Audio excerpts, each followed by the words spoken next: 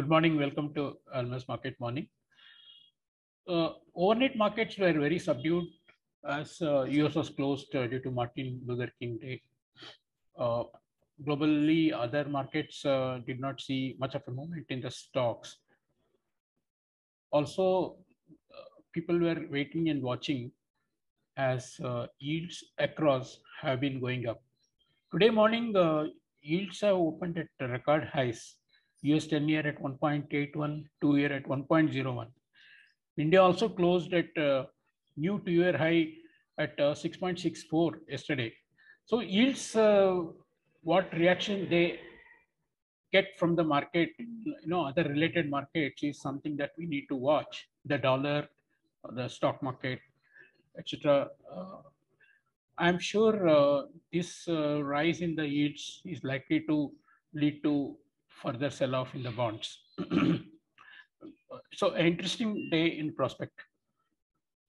Central banks are already in the news. Yesterday, China cut their policy rate by 10 basis points. Today, Bank of Japan, there was some expectation, minority of course, that they might hike a rate, but they did not. We'll have to wait for Bank of Japan chief, whose press conference will be there at 12 noon India time, about indications on future policy moves, because in all probability they are likely to hike rates as they are meeting the inflation targets soon.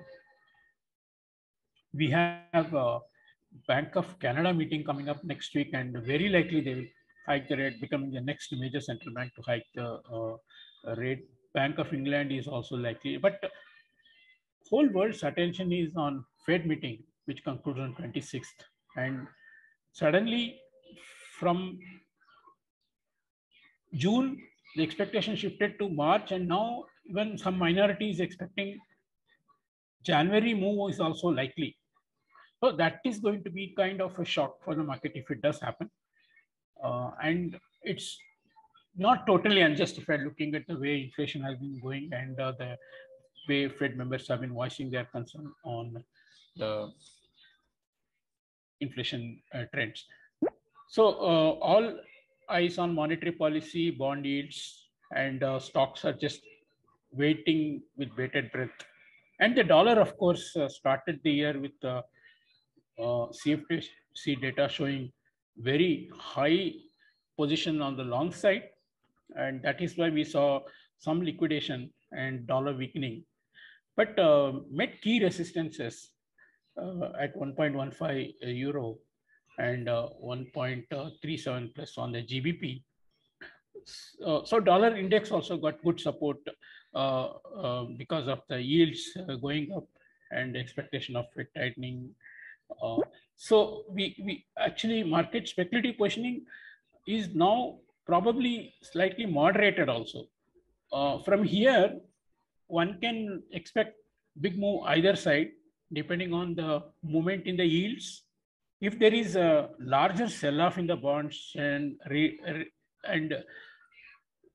results in risk-off sentiment globally, then dollar will be in demand as a safe haven. That's what is in prospect. So we will have some reaction today and more reaction after the Fed. That is what I feel on the markets. On the Indian side, of course, we crossed 74.30, the next hurdle after 74.05, although it did not sustain. There was some corporate flow as we neared 74.40. So we closed, but technically speaking, we had a full day's range above previous day's range, which is positive for the pair to move further higher. One more technical point observed is last week we formed a perfect doji on the INR chart. It forming at the lows, it means that there is some scope to move on the higher side in the USD INR. Of course, on the fundamental side, same things are on the radar, like hawkish Fed, record crude prices again, and COVID-related economic impact.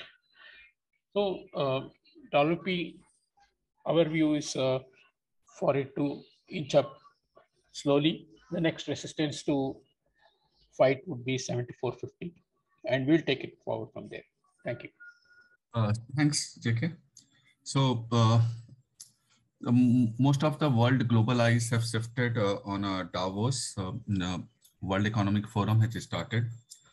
PM Modi spoke yesterday on the same event, and he highlighted that India is getting a very attractive destination for investment. He also highlighted entrepreneurial spirit of India by citing the number of unicorns which we have created, or a number of startups which are doing well. He also highlighted the ease of doing business, and when he was quoting ease of doing business, he highlighted two things: that the reducing control of a government on business and reduction of a corporate taxes. And the other side of a social side of India, he highlighted that we have administered 160 crores of vaccination doses, and we also helped the other countries in this pandemic period. The speech has been received well by everybody. I think there were some technical glitches where Mr. Modi have also gone blank, and there are some of the media guys are mentioning that. Shifting back to China, Chinese Premier Jai also spoke on the same platform earlier to RPM.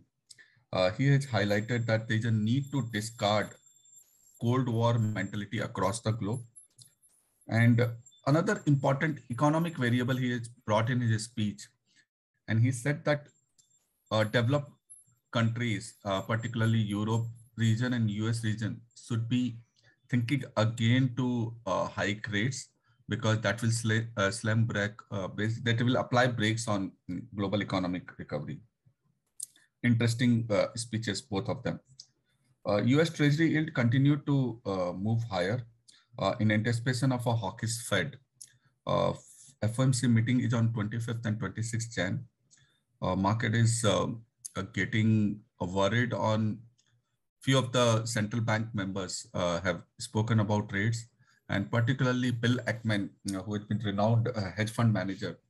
He spoke that Fed is losing a battle against inflation, and they should be recovering some of it in the next Fed meeting.